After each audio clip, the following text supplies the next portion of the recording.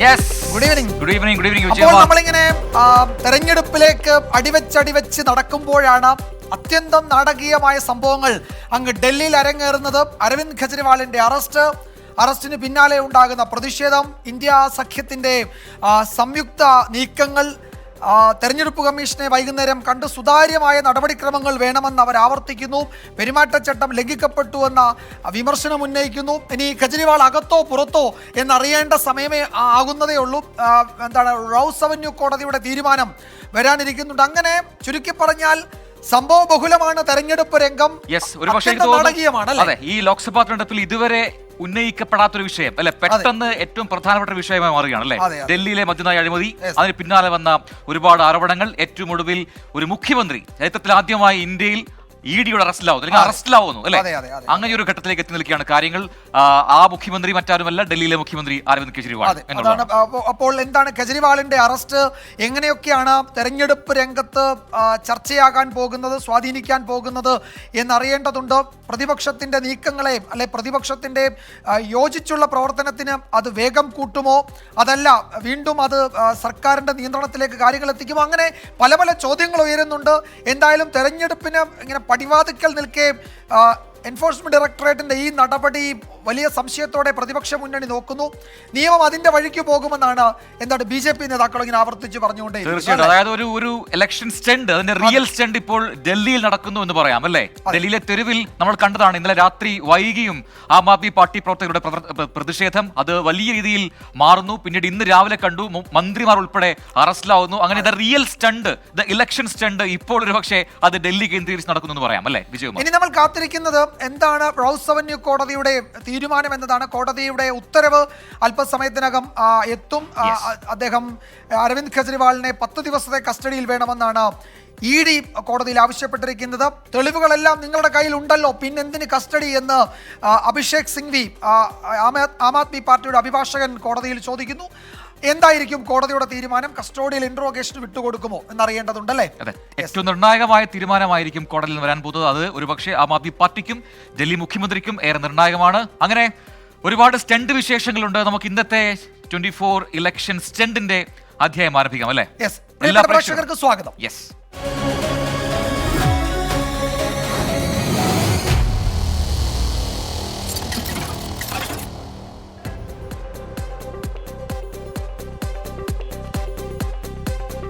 അപ്പോ നമുക്ക് അടുത്ത ആദ്യ സെഗ്മെന്റിലേക്ക് പോവാം. ഏറ്റവും ചൂടുള്ള, ഏറ്റവും ഇങ്ങനെ തൊട്ടാൽ തീ പിടിക്കുന്ന ആ വാർത്തയുടെ വിശദാംശങ്ങളിലേക്കാണ് നമ്മൾ ആദ്യം പോകുന്നത്. Election hot.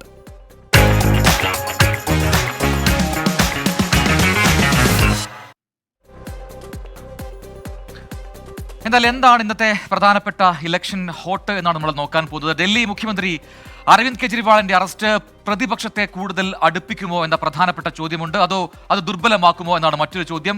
ഇഡിയുടെ നടപടി തുടങ്ങി 24 മണിക്കൂർ പൂർത്തിയാകുമ്പോൾ ഈ ചോദ്യങ്ങൾ ഇങ്ങനെ ഉന്നയിക്കപ്പെട്ടുകൊണ്ടിരിക്കുകയാണ്.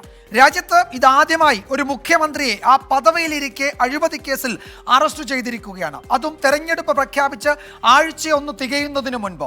വിഷയം രാഷ്ട്രീയമല്ലെന്ന് എത്രയാണ് ഇട്ടാലും രാഷ്ട്രീയ ചർച്ചകൾ തന്നെയാണ് വിഷയത്തിൽ ഇപ്പോഴും ഉയരുന്നത്.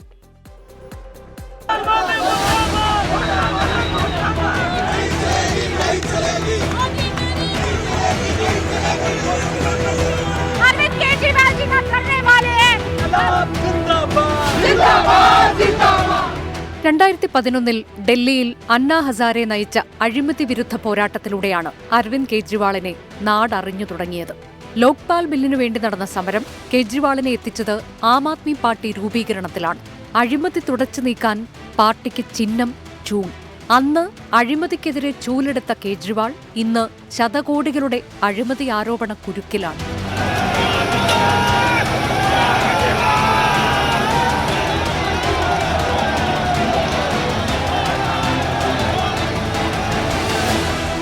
മദ്യനയ അഴിമതിയിൽ 9 സമൻസ് ED ഡൽഹി മുഖ്യമന്ത്രിക്ക് നൽകി. ഒഴിഞ്ഞുമാറി നടന്ന കേജ്രിവാളിനെ 10ാം സമൻസിൽ പിടിച്ചുകൊണ്ടുപോയ ED തെരഞ്ഞെടുപ്പ് കാലത്ത് ചില രാഷ്ട്രീയ സൂചനകൾ കൂടി നൽകുന്നുണ്ട്. അങ്ങനെ അധികാരത്തിലിരിക്കെ അറസ്റ്റിലാകുന്ന ആദ്യ മുഖ്യമന്ത്രിയുമായി അരവിന്ദ് കെജ്രിവാൾ.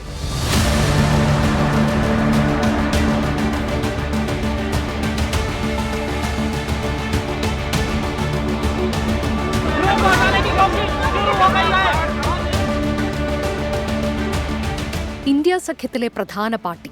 ഡൽഹിയിലും പഞ്ചാബിലും ഭരണം, ഗോവ, ഗുജറാത്ത്, ഹരിയാന എന്നിവിടങ്ങളിൽ വിലപേശാൻ ശേഷി. ഇതൊക്കെയുള്ള ആപ്പിന് നായകനില്ലാത്ത അവസ്ഥ. കെജ്രിവാളിന്റെ അഭാവത്തിൽ ആര് നയിക്കും ആ പാർട്ടിയെ? മനീഷ് സിസോദിയ 1 വർഷമായി ജയിലിൽ കഴിയുകയാണ്.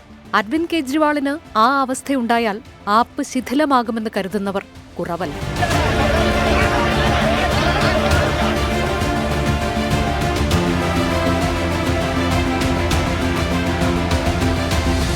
അഴിമതി ആരോപണങ്ങൾ നേരിടുന്ന ഇന്ത്യ സഖ്യത്തിലെ നേതാക്കൾക്ക് കേജ്രിവാളിന്റെ അറസ്റ്റ് ഒരു രാഷ്ട്രീയ മുന്നറിയിപ്പാണെന്നതിൽ തർക്കം വേണ്ട. ആദ്യം ഝാർഖണ്ഡിലെ ഹേമന്ത് സോറൻ, ഇപ്പോൾ ഡൽഹിയിൽ അരവിന്ദ് കെജ്രിവാൾ. പട്ടിക പൂർണ്ണമല്ല എന്നറിയാവുന്നവർ പ്രതിപക്ഷ സഖ്യത്തിൽ ധാരാളമുണ്ട്. അവർക്ക് അന്വേഷണത്തെ നേരിടാം, അല്ലെങ്കിൽ NDA പാളയത്തിലേക്ക് അഭയം തേടാം. ഇതാണ് അവസ്ഥ എന്ന് പറയുന്നവരെ കുറ്റപ്പെടുത്താൻ കഴിയില്ല. കോൺഗ്രസ് വിട്ട അശോക് ചവാന്റെ കാര്യം മാത്രം ചൂണ്ടിക്കാട്ടിയാൽ വേഗത്തിൽ മനസ്സിലാകും. പ്രതിപക്ഷ കൂട്ടായ്മയിൽ ചേരാതെ നിശബ്ദമായി BSP നേതാവ് മായാവതി ഉൾപ്പെടെ പലരും മാറി നിൽക്കുന്നുണ്ട്. BJPയെ വെല്ലുവിളിച്ച BRS ഏതാണ്ട് ഒറ്റപ്പെട്ട അവസ്ഥയിലാണ്. DMKയും സമാജ്വാദി പാർട്ടിയും പോരാടാൻ തന്നെയാണ് തയ്യാറെടുക്കുന്നത്. കോൺഗ്രസ് ആദായനികുതി വകുപ്പിന്റെ ഊരാക്കുടുക്കിലാണ്. ഖർഗെ പറയും പോലെ പോസ്റ്റർ ഒട്ടിക്കാൻ പശ വാങ്ങാൻ പണമില്ലാത്ത അവസ്ഥ. കേരളത്തിലേക്ക് വന്നാൽ കേന്ദ്ര ഏജൻസികളുടെ പട്ടികയിൽ മുഖ്യമന്ത്രിയുടെ കുടുംബവുമുണ്ട്. കരുവന്നൂർ കേസിൽ ഒരു പിടി നേതാക്കൾ ചോദ്യമുനയിലാണ്. കിഫ്ബി കേസിൽ ഡോക്ടർ തോമസ് ഐസക് ചോദ്യം ഒഴിവാക്കി നിൽപ്പാണ്. കേജ്രിവാളിന്റെ അറസ്റ്റ് ആരുടെയൊക്കെ നെഞ്ചിടിപ്പേറ്റും എന്ന് ഊഹിക്കാവുന്നതേയുള്ളൂ. പക്ഷേ ഇവിടെ ഭരിക്കേണ്ട രാഷ്ട്രീയ സാഹചര്യവുമുണ്ട്. ഒന്നിനോടൊന്ന് ചേരാതെ കിടന്ന ഇന്ത്യ മുന്നണി ചടകുടഞ്ഞെഴുന്നേറ്റാൽ, വിട്ടുവീഴ്ച ചെയ്ത് മത്സരിച്ചാൽ മാറ്റങ്ങൾക്ക് സാധ്യതയുണ്ട്. പ്രതിപക്ഷം കൈകോർത്ത് തെരഞ്ഞെടുപ്പ് കമ്മീഷനെ കണ്ടത് അത്തരം സൂചന നൽകുന്നുണ്ട്. തെരഞ്ഞെടുപ്പ് കാലത്തെ ഒരു അറസ്റ്റ് ചിലപ്പോൾ സാഹചര്യങ്ങളെ കീഴ്മേൽ മറിച്ചേക്കാം. കാരണം ജനാധിപത്യത്തിൽ മാറ്റങ്ങൾക്ക് നിമിഷവേഗമാണ്. Election desk 24. ഇതാ ഒരു പ്രസ്താവന ഈ ഘട്ടത്തിൽ ചർച്ചയാകുന്നുണ്ട്. 3 തവണ നിങ്ങൾ തെരഞ്ഞെടുത്ത മുഖ്യമന്ത്രിയെ അധികാരത്തിന്റെ അഹങ്കാരത്തിലാണ് മോദി അറസ്റ്റ് ചെയ്തത്. നരേന്ദ്രമോദി എല്ലാവരെയും തകർക്കാൻ ശ്രമിക്കുകയാണ്. ഇത് ഡൽഹിയിലെ ജനങ്ങളോടുള്ള വഞ്ചനയാണ്. നിങ്ങളുടെ മുഖ്യമന്ത്രി ഇപ്പോഴും നിങ്ങൾക്കൊപ്പം നിന്നിട്ടുണ്ട്. അകത്തായാലും പുറത്തായാലും അദ്ദേഹത്തിന്റെ ജീവിതം രാജ്യത്തിന് വേണ്ടി സമർപ്പിക്കപ്പെട്ടതാണ് എന്ന് പറയുന്നത് സുനിത കെജ്രിവാൾ, അരവിന്ദ് കെജ്രിവാളിന്റെ ഭാര്യയാണ്. അല്പസമയം മുമ്പ് അവർ എക്സിൽ കുറിച്ചതാണ് ഈ വരികൾ. അങ്ങനെ വലിയ ചർച്ചകൾ രാജ്യത്ത് ഈ അറസ്റ്റിന് പിന്നാലെ ഉണ്ടാകുന്നുണ്ട്. തെരഞ്ഞെടുപ്പിനെ അത് എങ്ങനെയൊക്കെ ബാധിക്കും, എങ്ങനെയൊക്കെ സ്വാധീനിക്കും എന്നതൊക്കെ അടുത്ത മണിക്കൂറുകൾ, അടുത്ത ദിവസങ്ങൾ ഒക്കെ പറയാനിരിക്കുന്നതേ ഉള്ളൂ. എന്നാലും രാജ്യത്തെ പ്രതിപക്ഷ നേതാക്കൾ മിക്കവരും EDയുടെ അന്വേഷണ നിഴലിലാണ്. EDയെ കേന്ദ്ര സർക്കാർ രാഷ്ട്രീയമായി ദുരുപയോഗിക്കുന്നു എന്നാണ് പ്രതിപക്ഷ ആരോപണം. ED ആകട്ടെ ഇക്കാര്യം പൂർണ്ണമായും നിഷേധിക്കുന്നു. ED പേടിയോ അതോ ഇടിക്കൂടോ? ഇപ്പോൾ EDയാണ് താരം. ഇന്നലത്തെ CBI ആണ് ഇന്നത്തെ ED എന്ന് ചിലർ പറയുന്നു. ഏതായാലും പ്രതിപക്ഷത്തിന് പൊല്ലാപ്പാണ് എൻഫോഴ്സ്മെന്റ് ഡയറക്ടറേറ്റ് എന്ന ED. റവന്യൂ മന്ത്രാലയത്തിന് കീഴിലാണ്. 2005-ൽ കള്ളപ്പണം വെളുപ്പിക്കൽ നിരോധന നിയമം ശക്തമാക്കിയതോടെയാണ് EDക്ക് ചിറകുവെച്ചത്. UPA കാലം മുതൽ രാഷ്ട്രീയ നേതാക്കൾക്കെതിരെ ED അന്വേഷണമുണ്ട്. ഇപ്പോൾ അന്വേഷണം നേരിടുന്നവരിൽ കൂടുതലും പ്രതിപക്ഷ നേതാക്കളാണ്. 2023 ഓഗസ്റ്റ് 4-ന് പാർലമെന്റിൽ കേന്ദ്രമന്ത്രി മീനാക്ഷി ലേഖി നടത്തിയ പരാമർശം വിവാദമായിരുന്നു. മിണ്ടാതിരുന്നില്ലിൽ വീട്ടിൽ CBI വരുമെന്നായിരുന്നു പ്രതിപക്ഷ ബെഞ്ചുകളെ നോക്കി അന്ന് മന്ത്രി പറഞ്ഞത്. और जब ये लोग मोरालिटी की बात करते हैं तो मैं याद दिलाना चाहती हूं कि 90 बार 356 को इस्तेमाल करके चुनी हुई राज्य सरकारों को जिन लोगों ने डिसमिस किया, वो कॉन्स्टिट्यूशनल मोरालिटी की बात ना करे तो बेहतर है. और ये बात, अरे ED, एक मिनट शांत रहो, तुम्हारे घर ना ED आ जाए. പരാമർശം വിവാദമായതോടെ തമാശയായി കരുതിയാൽ മതിയെന്ന് പറഞ്ഞ് മീനാക്ഷി ലേഖി തടിയൂരി. കാര്യമെന്തായാലും 1ാം മോദി സർക്കാർ അധികാരമേറ്റ 2014 മുതൽ ഇതുവരെ 121 നേതാക്കൾക്കെതിരെ ED അന്വേഷണം നടത്തി. ഇതിൽ 95% പ്രതിപക്ഷ നേതാക്കളാണ്. നാഷണൽ ഹെറാൾഡ് കേസിൽപ്പെട്ട സോണിയാഗാന്ധിയും രാഹുൽ ഗാന്ധിയും ഉൾപ്പെടും. രാഷ്ട്രീയ നേതാക്കൾ പ്രതികളായ കേസുകളിൽ UPA കാലത്തേക്കാൾ 4 മടങ്ങ് വർധന. 2022 ശേഷം ED കേസുകൾക്ക് വേഗവും കൂടിയിട്ടുണ്ട്. ഡൽഹി ഉപമുഖ്യമന്ത്രി മനീഷ് സിസോദിയ, തെലങ്കാന മുഖ്യമന്ത്രിയായിരുന്ന K. ചന്ദ്രശേഖര റാവു, മകളും BRS നേതാവുമായ K. കവിത, ഝാർഖണ്ഡ് മുഖ്യമന്ത്രിയായിരുന്ന ഹേമന്ത് സോറൻ, കേരളത്തിലെ മുൻ മന്ത്രി AC മൊയ്തീൻ, ഇപ്പോൾ അരവിന്ദ് കെജ്രിവാൾ എന്നിവർ ഇക്കാലത്ത് ഇ ഡി അന്വേഷണത്തിന്റെ ചൂടറിഞ്ഞവരാണ്. മുൻ ധനമന്ത്രി തോമസ് ഐസക്കും ഇ ഡി നിഴലിലാണ്. പിന്നെയും നിരവധി നേതാക്കൾ ഇ ഡി കൂട്ടിലുണ്ട്. കർണാടക ഉപമുഖ്യമന്ത്രി ഡി കെ ശിവകുമാർ, ബംഗാൾ മുഖ്യമന്ത്രി മമതാ ബാനർജിയുടെ അനന്തരവൻ അഭിഷേക് ബാനർജി, മുൻ ഹരിയാന മുഖ്യമന്ത്രി ഭൂപീന്ദർ സിംഗ് ഹൂഡ എന്നിവരൊക്കെ ഇ ഡിയുടെ ഓഫീസ് കയറിയിറങ്ങിയവരാണ്. ഇതോടെ പ്രതിപക്ഷ നേതാക്കൾ ഒറ്റക്കെട്ടായി ഇ ഡിക്കെതിരെ രംഗത്തെത്തി. ഇപ്പൊ ആ സാങ്ക്ടിറ്റി എന്നതിലുള്ള ഡയറക്റ്റ് അറ്റാക്കാണ് ഇപ്പോൾ നടന്നുകൊണ്ടിരിക്കുന്നത്. ഇത് ഒരൊറ്റ ഭരണപക്ഷ പാർട്ടികൾക്കെതിരായിട്ട് ഒരൊറ്റ ആക്ഷനും ഇല്ല. എല്ലാം പ്രതിപക്ഷ പാർട്ടി നേതാക്കന്മാർക്കെതിരായി. ഒരു സിറ്റിംഗ് ചീഫ് മിനിസ്റ്ററെ ഇലക്ഷൻ പ്രഖ്യാപിച്ചു കഴിഞ്ഞ് അറസ്റ്റ് ചെയ്യുക എന്ന് പറയുന്നത് ഇന്ത്യ ചരിത്രത്തിൽ ഇതുവരെ ഉണ്ടായിട്ടില്ല. അപ്പോൾ തെരഞ്ഞെടുപ്പിൻ്റെ നീതിപൂർവമായ തെരഞ്ഞെടുപ്പിനെ അട്ടിമറിക്കാനും ഇത് ഹൈജാക്ക് ചെയ്യാനുള്ള ശ്രമമാണ്. ഇലക്ഷൻ കമ്മീഷന്റെ ഇന്റർവെൻഷൻ ആവശ്യമാണ്. ബി ജെ പിയിൽ ചേർന്നാൽ ഇ ഡി അന്വേഷണം നിലയ്ക്കുമെന്നും പ്രതിപക്ഷ നേതാക്കൾ ആരോപിക്കുന്നു. കോൺഗ്രസിലായിരുന്നപ്പോൾ ശാരദാ ചിട്ടിതട്ടിപ്പിൽ അന്വേഷണം നേരിട്ട നിലവിലെ അസം മുഖ്യമന്ത്രി ഹിമന്ത ബിശ്വ ശർമ്മ ബി ജെ പിയിൽ ചേർന്നതോടെ ആ അന്വേഷണത്തിന്റെ പൊടി പോലും ഇല്ലാതായി. തൃണമൂലിലായിരുന്നപ്പോൾ അന്വേഷണം നേരിട്ട സുവേന്ദു അധികാരിയും മുകുൾ റോയിയും ബി ജെ പിയിലെത്തിയപ്പോൾ അന്വേഷണം നിലച്ചു. മോദി സർക്കാരുകളുടെ കാലത്ത് രാഷ്ട്രീയ നേതാക്കൾക്കെതിരായ അന്വേഷണത്തിന്റെ കണക്കിങ്ങനെ: കോൺഗ്രസ് നേതാക്കൾ 24, Trinamool Congress 19, B J P 6. U P A കാലത്ത് അന്വേഷണം നേരിട്ടവരിൽ അന്നത്തെ മഹാരാഷ്ട്ര മുഖ്യമന്ത്രി അശോക് ചവാനും കോൺഗ്രസ് എം പി സുരേഷ് കൽമാഡിയും ഉൾപ്പെടും. ഏതായാലും രാഷ്ട്രീയ വിവാദങ്ങളുടെ കേന്ദ്ര ബിന്ദുവായി ഇ ഡി മാറി. ഇ ഡി ആകട്ടെ ആരോപണങ്ങൾ തള്ളുകയും അഴിമതിക്കും കള്ളപ്പണത്തിനുമെതിരെ ജാഗ്രത തുടരുമെന്നും വിശദീകരിക്കുന്നു. Election desk 24. തെരഞ്ഞെടുപ്പ് രാഷ്ട്രീയത്തിലേക്ക് വരെ എത്തിയ ബിസ്ക്കറ്റ് വ്യവസായത്തെക്കുറിച്ചാണ് നമ്മൾ വേരുകൾ എന്ന ഈ സെഗ്മെന്റിൽ പരിശോധിക്കുന്നത്. കാണാം.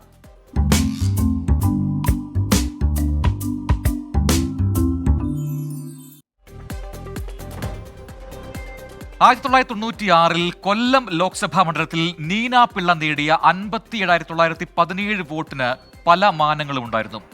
3 വട്ടം തുടർച്ചയായി ജയിച്ച എസ് കൃഷ്ണകുമാറിന്റെ തോൽവിയുടെ ആഘാതം കൂട്ടി എന്നത് മാത്രമായിരുന്നില്ല ആ വിജയം പറഞ്ഞ കഥ. കേരളത്തിൽ നിന്ന് ഉദിച്ചുയർന്ന ഒരു വ്യവസായി, എല്ലാ സഹായങ്ങളും പറ്റിയ രാഷ്ട്രീയക്കാരും തിരിഞ്ഞു നോക്കാനില്ലാതെ തിഹാർ ജയിലിൽ മരിച്ചു. ഒരു തെരഞ്ഞെടുപ്പിലൂടെ ആ ദുരന്തം രാജ്യത്തെ ഓർമ്മിപ്പിക്കുകയായിരുന്നു അന്ന് നീന പിള്ള ചെയ്തത്.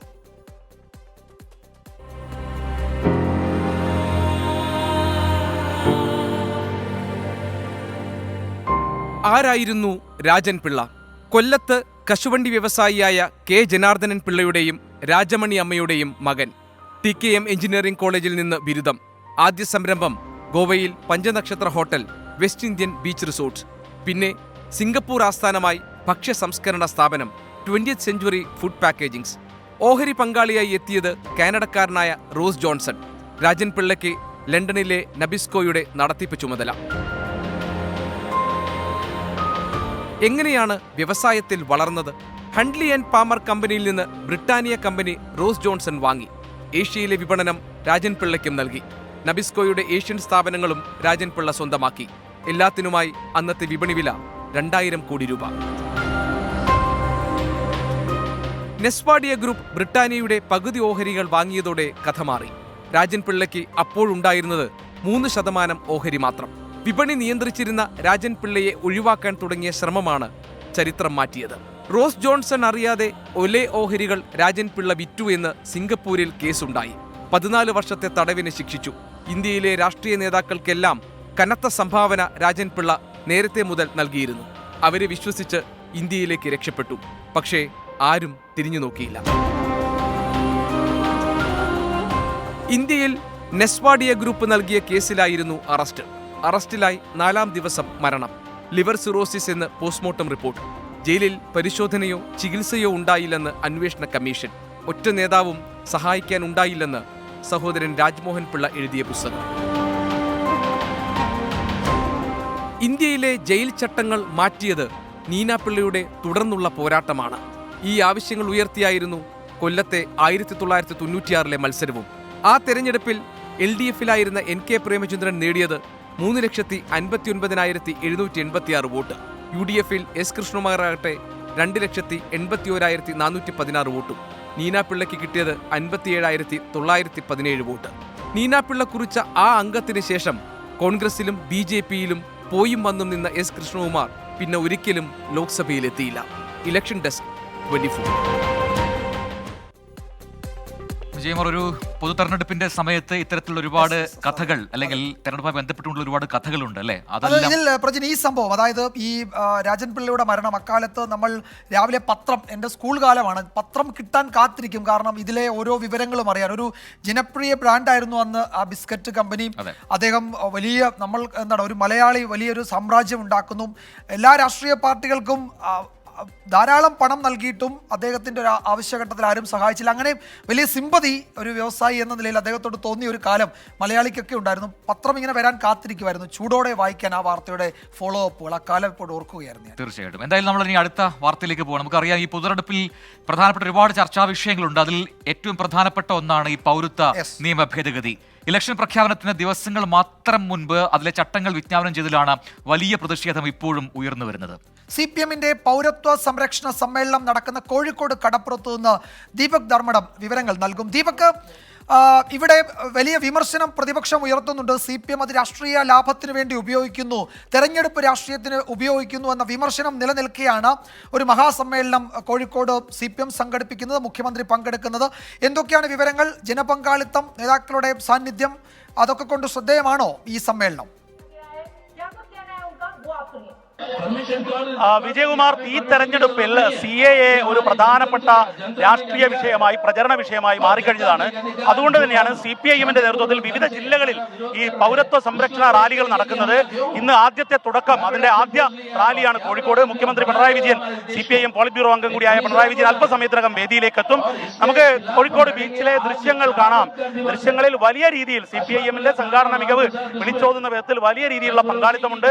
മാത്രവുമല്ല, ഈ പരിപാടി 7:30 മണിക്ക് ശേഷമാണ് തുടങ്ങുന്നത്. കാരണം റമദാൻ നോമ്പ് നോറ്റ മുസ്ലിം മത വിശ്വാസികൾക്ക്, ഇസ്ലാം മത വിശ്വാസികൾക്ക് അത് കഴിഞ്ഞ് ഈ പരിപാടിയിൽ പങ്കെടുക്കാൻ വേണ്ടിയുള്ള ഒരു സാഹചര്യം ഒരുക്കാൻ വേണ്ടിയാണ് ഇത്തരത്തിൽ വൈകി തുടങ്ങുന്നത്. മറ്റൊന്ന്, മുസ്ലിം സംഘടനകളുടെ പ്രാതിനിധ്യം എടുത്തു പറയേണ്ടതുണ്ട്. സമസ്തയുടെ പ്രതിനിധി ഇതിൽ പങ്കെടുക്കുന്നു എന്നുള്ളതാണ് ഏറ്റവും പ്രധാനപ്പെട്ട കാര്യം. സമസ്തയെ പ്രതിനിധീകരിച്ചുകൊണ്ട് പങ്കെടുക്കുന്നത് മുണ്ടുപറമ്പാണ്. അതുപോലെ തന്നെ MES-ന്റെ, അതുപോലെ AP വിഭാഗത്തിന്റെ, മുജാഹിദ് വിഭാഗത്തിന്റെ, വിസ്ഡത്തിന്റെ, അതായത് മുസ്ലിം സംഘടനയുടെ എല്ലാ പ്രാതിനിധ്യവും ഉറപ്പാക്കുന്ന രീതിയിൽ അത്തരത്തിലുള്ള ഒരു സ്റ്റേജിൽ ഒരു വലിയ നിര തന്നെ എത്തുമെന്നുള്ളതാണ്. അവരൊന്നും തന്നെ ഇവിടേക്ക് എത്തിയില്ല. ഇപ്പോൾ നമുക്ക് ദൃശ്യങ്ങളിൽ ഫസൽ ഗഫൂർ മാത്രമാണ് എത്തിയത്. അതുപോലെ തന്നെ ഈ ചടങ്ങിൽ, ഈ സമ്മേളനത്തിൽ അധ്യക്ഷത വഹിക്കുന്നത് ഇടതുമുന്നണിയുടെ കോഴിക്കോട്ടെ സ്ഥാനാർത്ഥിയായ CPIM കേന്ദ്ര കമ്മിറ്റി അംഗം എളമരം കരീമാണ്. അതുപോലെ ശൈലജ ടീച്ചറും വടകരയിലെ സ്ഥാനാർത്ഥിയും ഇവിടെ എത്തിയിരിക്കുന്നു. കൃത്യമായി പറഞ്ഞാൽ ഒരു രാഷ്ട്രീയ പ്രചരണം ഈ പൗരത്വ സംരക്ഷണ റാലിയിലൂടെ തെരഞ്ഞെടുപ്പ് സമയത്ത് കൃത്യമായി പറഞ്ഞു പോവുക തന്നെയാണ്. മുഖ്യമന്ത്രി പിണറായി വിജയന്റെ പ്രസംഗം എന്തൊക്കെയായിരിക്കും എന്നുള്ളതാണ് നമ്മൾ ഉറ്റുനോക്കുന്നത്. വിജയകുമാർ, പ്രജിൻ. ശരി ദീപക്, എന്തായാലും തെരഞ്ഞെടുപ്പ് കാലമാണ്. എല്ലാ ആയുധങ്ങളും തെരഞ്ഞെടുപ്പ് രംഗത്ത് ഉപയോഗിക്കുക, അത് തന്നെയാണ് നടക്കുന്നത്. അതിന്റെ ഒരു ഏറ്റവും ഒരു നല്ല ഉദാഹരണമായി കൂടി ഈ കോഴിക്കോട്ടെ റാലി മാറുന്നുണ്ട്. മാത്രമല്ല, എനിക്ക് തോന്നുന്നു ഈ ഇലക്ഷൻ വരുന്നതിന് മുമ്പ് ഏറ്റവും കൂടുതൽ പറഞ്ഞത്, ഒരുപക്ഷെ ഈ പൊതുതെരഞ്ഞെടുപ്പിൽ ഏറ്റവും കൂടുതൽ ചർച്ചയാവുക ഈ ഇലക്ഷന്റെ വിഷയം തന്നെ അയോധ്യ ആയിരിക്കും എന്നായിരുന്നു അല്ലെ? അയോധ്യ ക്ഷേത്രം തുറന്നതുമായി അതിനുശേഷം വന്ന ആ ചടങ്ങുകൾ, അതിലെ പ്രധാനമന്ത്രിയുടെ സാന്നിധ്യം, ഇതിനെല്ലാം ശേഷം ഏറ്റവും കൂടുതൽ ചർച്ച ചെയ്യപ്പെട്ട വിഷയം അത് തന്നെയാണ്.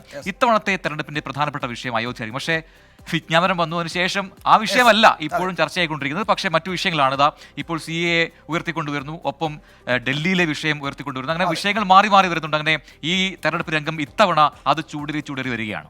അപ്പോൾ നമ്മൾ അടുത്ത സെഗ്മെന്റിലേക്ക് പോകുന്നു. പ്രവചനങ്ങൾക്കൊന്നും അങ്ങനെ വഴങ്ങാത്ത മണ്ഡലത്തിലേക്കാണ് ഇനി നമ്മളുടെ യാത്ര. മണ്ഡല പരിചയം ഈ സെഗ്മെന്റിൽ.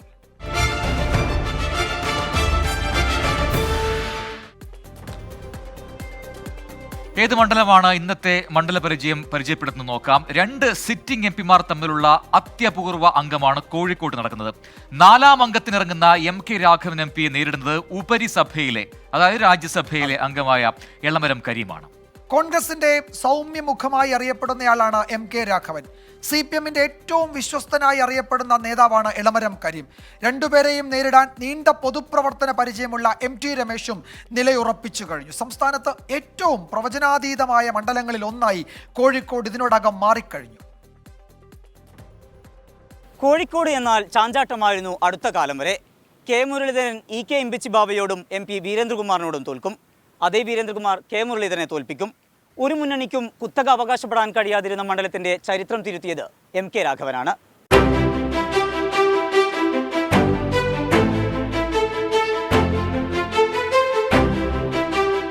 2009 പുനർനിർണയത്തോടെയാണ് മണ്ഡലത്തിന്റെ ചിത്രം മാറിയത്. UDF-ന് സ്വാധീനമുണ്ടായിരുന്ന വയനാട്ടിലെ മണ്ഡലങ്ങൾക്ക് പകരം LDFന് സ്വാധീനമുള്ള കോഴിക്കോട് ജില്ലയിലെ ബേപ്പൂർ, കുന്നമംഗലം നിയമസഭാ മണ്ഡലങ്ങൾ കൂട്ടിച്ചേർക്കപ്പെട്ടു. ബാലുശ്ശേരി, എലത്തൂർ, കോഴിക്കോട് സൗത്ത്, കോഴിക്കോട് നോർത്ത്, ബേപ്പൂർ, കുന്നമംഗലം, കൊടുവള്ളി മണ്ഡലങ്ങൾ ഉൾക്കൊള്ളുന്നതാണ് നിലവിലെ കോഴിക്കോട് ലോക്സഭാ മണ്ഡലം. ഇതിൽ കൊടുവള്ളി ഒഴികെയുള്ള 6 മണ്ഡലങ്ങളും LDFനൊപ്പമാണ്. 1957 കോൺഗ്രസിലെ KP കുട്ടിക്കൃഷ്ണൻ നായരായിരുന്നു വിജയി. കേരള രൂപീകരണത്തിന് ശേഷം 1962 മുസ്ലിം ലീഗിലെ CH മുഹമ്മദ് കോയ, 1967 71 ലീഗിലെ തന്നെ ഇബ്രാഹിം സുലൈമാൻ സെയ്ദ്, 1977 കോൺഗ്രസിലെ VA സെയ്ദ് മുഹമ്മദ്, 1980 CPIMലെ EK ഇമ്പിച്ചി ബാവ, 84 കോൺഗ്രസിലെ KG അടിയോടി സീറ്റ് തിരിച്ചുപിടിച്ചു. മണ്ഡലം പുനർനിർണയിച്ച ശേഷം 2009 നടന്ന തെരഞ്ഞെടുപ്പിൽ വലിയ പ്രതീക്ഷയിലായിരുന്നു ഇടതുമുന്നണി. എന്നാൽ കണ്ണൂരിൽ നിന്നെത്തിയ MK രാഘവൻ ആ കണക്കുകൂട്ടലുകൾ തെറ്റിച്ചു. കോഴിക്കോട്ടുകാരനായ PA മുഹമ്മദ് റിയാസിനെ 838 വോട്ടിന് പിന്നിലാക്കി. 2011 നിയമസഭാ തെരഞ്ഞെടുപ്പിൽ കോഴിക്കോട് സൗത്ത്, കൊടുവള്ളി ഒഴികെയുള്ള 5 മണ്ഡലങ്ങളിലും LDFനായിരുന്നു ജയം. മണ്ഡലം തിരിച്ചുപിടിക്കാൻ ചുമതലപ്പെടുത്തിയത് മുതിർന്ന നേതാവ് A. വിജയരാഘവനെ. എന്നാൽ 2009 കഷ്ടിച്ച് ജയിച്ച MK രാഘവൻ 2014 ഭൂരിപക്ഷം ഉയർത്തി. 838 നിന്ന് 16,883. 2019 ഹാട്രിക് ലക്ഷ്യമിട്ടിറങ്ങിയ MK രാഘവനെ തളയ്ക്കാൻ ജനകീയനായ A. പ്രദീപ് കുമാറിനെയാണ് CPIM ചുമതലപ്പെടുത്തിയത്. 85,225 വോട്ടിന്റെ വൻ ഭൂരിപക്ഷത്തോടെ MK രാഘവൻ ഹാട്രിക് സ്വന്തമാക്കി. ഇത്തവണ നല്ല കംഫർട്ടബിൾ മെജോറിറ്റിക്ക് ജയിക്കും, ഒരു സംശയമില്ല. ജനങ്ങളുടെ റെസ്പോൺസ് അങ്ങനെയാണ്, വളരെ അനുകൂലമായിട്ടുള്ള റെസ്പോൺസാണ് എല്ലാ ഭാഗത്തും ഉണ്ടായിക്കൊണ്ടിരിക്കുന്നത്. കോഴിക്കോട്ടെ ജനങ്ങളുടെ അവരുടെ മനസ്സാണ് പ്രധാനം. ഞാൻ മുഴുവൻ സമയം MP ആണ്. നാടിനും ജനങ്ങളുടെ എല്ലാ ജീവൽ പ്രശ്നങ്ങളും ഞാൻ കൂടെ നിൽക്കാറുണ്ട്. ജനങ്ങൾക്ക് എന്നിൽ വിശ്വാസമാണ്, എനിക്ക് അവരിൽ വിശ്വാസമാണ്. MLA, മന്ത്രി, തൊഴിലാളി യൂണിയൻ നേതാവ് തുടങ്ങിയ മേഖലകളിൽ തിളങ്ങിയ എളമരം കരീം ഇത്തവണ പ്രതീക്ഷയിലാണ്. ജനങ്ങൾ ഈ മണ്ഡലത്തിൽ ഒരു മാറ്റം ആഗ്രഹിക്കുന്നുണ്ട്. രാഷ്ട്രീയമായി ഇന്നത്തെ കേന്ദ്ര സർക്കാരിൻ്റെ നയങ്ങളെ എതിർക്കാൻ കോൺഗ്രസ് ആത്മാർത്ഥത കാണിക്കുന്നില്ല എന്ന് എല്ലാവർക്കും അഭിപ്രായമാണ്. കേരളത്തിൻ്റെ പ്രശ്നങ്ങൾ സഭയിൽ ഉന്നയിക്കാൻ കോൺഗ്രസ് വിമുഖത കാണിക്കുന്നു. ആ നിലയിലും സംസ്ഥാന താൽപ്പര്യം ഉയർത്തിപ്പിടിക്കാനും രാജ്യവിരുദ്ധ രാഷ്ട്രീയ നയങ്ങൾ എതിർക്കാനും ഇടതുപക്ഷത്തിനാണ് കെൽപ്പ് എന്നാണ് ഒരു പൊതുബോധം. അതാണ് വിജയപ്രതീക്ഷ. NDAയും പ്രചാരണത്തിൽ മുന്നിലുണ്ട്. സംസ്ഥാന ജനറൽ സെക്രട്ടറി MT രമേശിന്റെ ആദ്യഘട്ട പര്യടനം പൂർത്തിയായി. കഴിഞ്ഞ 10 വർഷക്കാലം കോഴിക്കോടിനുണ്ടായിട്ടുള്ള എല്ലാ നേട്ടങ്ങളുടെയും പുറകിൽ ശ്രീ നരേന്ദ്രമോദിയുടെ കയ്യൊപ്പ് ചാർത്തിയതാണ് എന്ന് കോഴിക്കോട്ടെ ജനങ്ങൾക്ക് മുഴുവനും അറിയാം. ഞങ്ങൾ ഓരോ വോട്ടർമാരെ കാണുന്ന സമയത്തും ഈ കാര്യം പറയുന്ന സമയത്ത് അതിനെക്കുറിച്ചെല്ലാം അവർക്ക് ബോധ്യമുണ്ട്. ഇനിയും കോഴിക്കോട് എന്തെങ്കിലും വികസനം ഉണ്ടാവണമെങ്കിൽ അത് നരേന്ദ്രമോദി വിചാരിച്ചാൽ മാത്രമേ സാധിക്കുള്ളൂ എന്ന വിശ്വാസം കോഴിക്കോട്ടെ ജനങ്ങൾക്കുണ്ട്. അതുകൊണ്ട് ജനം നരേന്ദ്രമോദിക്ക് അനുകൂലമായിട്ട് വോട്ട് രേഖാൻ തയ്യാറാകുന്നു എന്നുള്ളതാണ് ഏറ്റവും പ്രധാനപ്പെട്ട പ്രത്യേകത. 35% ന്യൂനപക്ഷ വോട്ടർമാരുള്ള മണ്ഡലത്തിൽ പൗരത്വ നിയമ ഭേദഗതി ഉൾപ്പെടെ ചർച്ചയാക്കി വോട്ടുറപ്പിക്കാനുള്ള ശ്രമത്തിലാണ് മുന്നണികൾ. 2 പതിറ്റാണ്ടായി നിയമസഭയിലേക്ക് ഒരു കോൺഗ്രസ്സുകാരൻ പോലും ജയിച്ചിട്ടില്ലാത്ത കോഴിക്കോട് മണ്ഡലത്തിൽ നിന്നാണ് ഹാട്രിക് വിജയത്തിന്റെ മികവിൽ രാഘവൻ 4ാം അംഗത്തിന് ഇറങ്ങിയിരിക്കുന്നത്. തളക്കാൻ ഇടതുമുന്നണി എല്ലാ അടവുകളും പയറ്റുമ്പോൾ കാറ്റ് മാറി വീശുമോ എന്ന് കാത്തിരുന്ന് കാണണം. കോഴിക്കോട് നിന്ന് രാജേഷ് വെള്ളരിക്കൊണ്ടിനൊപ്പം സമീർ സി മുഹമ്മദ്, 24. അപ്പൊ കോഴിക്കോടും ഈ പറയുന്നത് പോലെ ഒരു ത്രികോണ മത്സരമുണ്ട്. അതെ അതെ അതെ, ഏതാണ്ട് അരിയിൽ തന്നെയാണ് അല്ലേ? 3 പേര് ശക്തന്മാരാണ്, കരുത്തരായ 3 സ്ഥാനാർത്ഥി. തീർച്ചയായിട്ടും. നമുക്ക് അടുത്ത സെഗ്മെന്റ് ഉണ്ട്, വോട്ടർമാരുടെ കാര്യങ്ങളൊക്കെ നമുക്ക് അറിയുന്നുണ്ട്. പക്ഷെ അതിനു മുമ്പ് നമ്മുടെ പ്രേക്ഷകർ ഒരുപാട് പേര് യൂട്യൂബിൽ നമ്മുടെ ഈ കമന്റ് ബോക്സിൽ വന്ന് കമന്റ് ചെയ്യുന്നുണ്ട്. എന്തുകൊണ്ട് കമന്റ് വായിക്കുന്നില്ല എന്നൊക്കെ നമ്മുടെ ആമിനെ അടക്കം ചോദിക്കുന്നുണ്ട്. അപ്പം കമന്റുകൾ വായിക്കും അല്ലെ? അതിനൊരു സമയമുണ്ടല്ലോ എല്ലാത്തിനും. ഏൽപ്പിച്ചതാണ്, പ്രജന ആ ജോലി ചെയ്തില്ലേ? അതെ, ഞാൻ ചെയ്യാൻ പോവാ, അത് കരുതിയിരുന്നു കേട്ടോ. പണി അങ്ങോട്ടാ. ഒരാൾ ചോദിക്കുന്നു, അതായത് നേരത്തെ ഒരു നമ്മുടെ നീനാപ്പിള്ളിയുടെ കാര്യം പറഞ്ഞല്ലോ, ആ വാർത്ത നമ്മൾ വായിച്ചു. അപ്പോൾ ആ വാർത്ത വായിച്ചപ്പോൾ വിജയകുമാർ പറഞ്ഞു, അന്ന് എൻ്റെ സ്കൂൾ കാലഘട്ടം 96 അന്ന് സ്കൂളിൽ ഒക്കെ പഠിക്കുന്ന സമയത്ത് എല്ലാ ദിവസവും രാവിലെ പത്രം വരാൻ കാത്തിരിക്കും എന്ന് പറഞ്ഞു. അപ്പൊ ഞാൻ അതിന് അതെ എന്ന് പറഞ്ഞിരുന്നു. അതെ. അപ്പോൾ ഒരാൾ ചോദിക്കുകയാണ്, നമ്മുടെ അലി ആൽഫ ചോദിക്കുകയാണ്, അതേ എന്ന് പറയാൻ എൻ്റെ പ്രജിൻ സ്വയം വൃദ്ധനാവരുതെന്നാണ് അലി ആൽഫയുടെ ഒരു പരാതി. പക്ഷേ ഒരു കാര്യം പറഞ്ഞേക്കാം അല്ലേ, ഈ ഞാനും എസ് വിജയകുമാർ തമ്മിൽ വലിയ പ്രായ വ്യത്യാസമൊന്നുമില്ല. നമ്മളൊരു 4 വയസ്സിന് വ്യത്യാസമേ ഉള്ളൂ അല്ലേ? ഈ കഴിഞ്ഞ തവണ നമ്മൾ ഒരുമിച്ച് ഇലക്ഷൻ സ്റ്റണ്ട് ചെയ്തപ്പോഴും ഇതേ പ്രശ്നം കുറെ ആൾക്കാർ ചോദിച്ചിരുന്നു. അന്നൊരു കമന്റ് ഒക്കെ വലിയ വിവാദമായതാണ്. അപ്പൊ നമ്മൾ അങ്ങ് പറഞ്ഞേക്കുന്നു അല്ലേ? ഞാൻ 1981 ജനിച്ചത് എന്ന് കൂടി പറയുമ്പോൾ പ്രജിന്റെ പ്രായം പ്രേക്ഷകർ ഊഹിക്കാവുന്നതേ ഉള്ളൂ. ഞാൻ ആ ജോലി തീർത്തിരിക്കുന്നു. ശരി ശരി ശരി, ഓക്കെ. അപ്പൊ എനിവേ നമുക്ക് ഒരുപാട് കമന്റ്സ് ഉണ്ട്, ആ കമന്റ്സിലേക്ക് വരാം. അതിനു മുമ്പ് നമ്മുടെ വോട്ടർമാർ എന്ത് പറയുന്നു എന്ന് നോക്കാം. മൈക്ക് എന്ന സെഗ്മെന്റിലേക്ക്.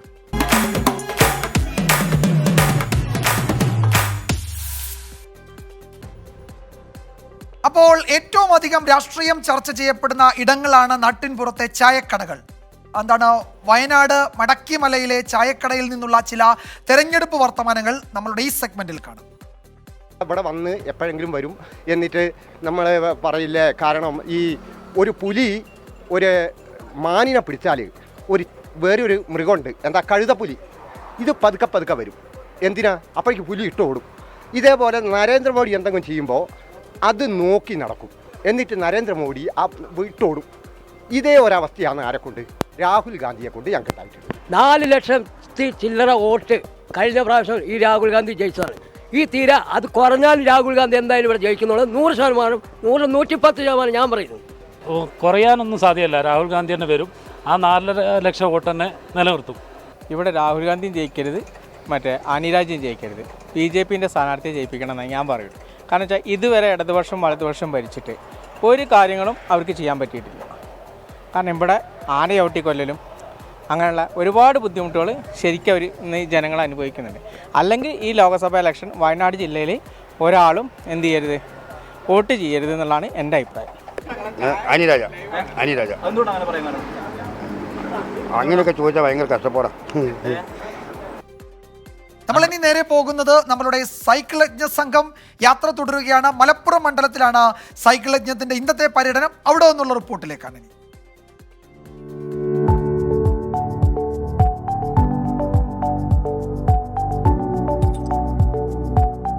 നമ്മളിപ്പോ സമൂസപ്പടിയിൽ എത്തിയിട്ടുണ്ട്. എന്താണ് ഈ സമൂസപ്പടിയുടെ ചരിത്രം എന്ന് നമുക്കിതാ ഇവിടെ ഒരു ഇക്ക ഉണ്ട്. ഇക്കയോട് ചോദിച്ചാൽ, ഇക്ക പേരെന്താ?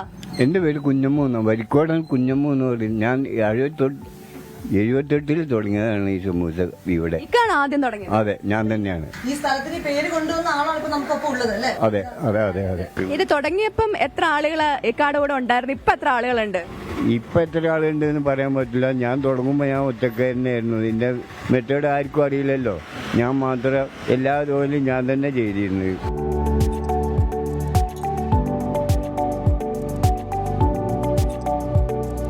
രാവിലെ എപ്പോഴാണ് തുടങ്ങുന്നത് നമ്മൾ ഈ ജോലികളൊക്കെ? നോമ്പിന് ഒരു 6 മണിക്ക് സ്റ്റാർട്ട് ചെയ്യും. എല്ലാരും ആ ടീം മുഴുവൻ എത്തും. ഒരു ദിവസം നമ്മൾ ഏതാണ്ട് എത്ര സമൂസ ഉണ്ടാക്കേണ്ടി വരും? ഒരു 5000. ആണോ?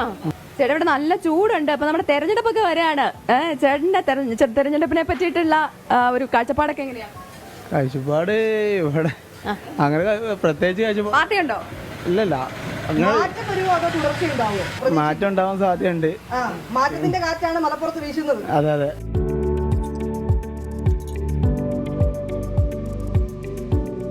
അപ്പൊ ഇവിടുത്തെ ചേട്ടന്മാരുടെയൊക്കെ നല്ല തിരക്കാണെന്ന് അറിയാം. എന്നാലും ചേട്ടാ എങ്ങനെയുണ്ട് പണിയൊക്കെ? ഉഷാറായിട്ട് പോണോ? തെരഞ്ഞെടുപ്പ് ഉഷാറാവും കേട്ടോ.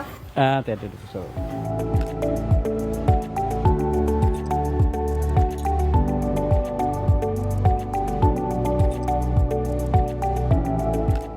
സ്മിത, സമൂസ ഇങ്ങനെ നല്ല എണ്ണയിൽ ഇങ്ങനെ വറുത്തവരിങ്ങനെ എടുക്കുകയാണ്. നമുക്ക് ഒരെണ്ണം എടുത്താലോ അല്ലേ?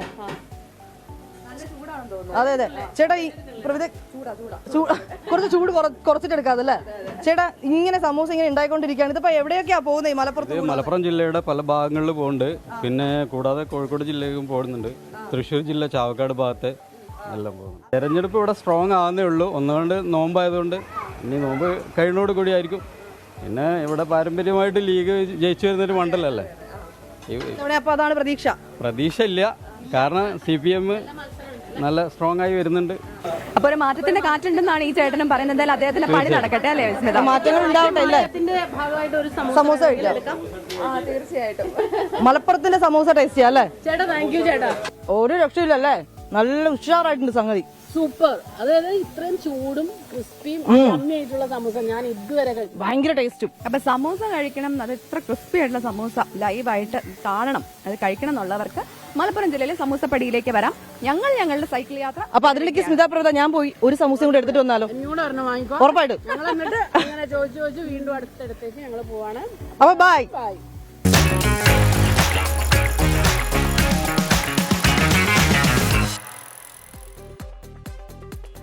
അപ്പോൾ നമ്മുടെ സൈക്കിൾ യജ്ഞം കാർ എവിടെയെന്നൊക്കെ നേരത്തെ ചോദിക്കുന്ന ഒരുപാട് പേര്. അപ്പോൾ അതിൽ വസന്തകുമാരി നമ്മുടെ സ്ഥിരം പ്രേക്ഷകയാണ്, പറയുന്നു ചൂടുള്ള ഇത് സമൂസ എടുക്കല്ലേ സ്മിത, പ്രവീത, വിനീത എന്നൊക്കെ പറയുന്നുണ്ട് പല ആൾക്കാരും. ആരോട് പറയാൻ.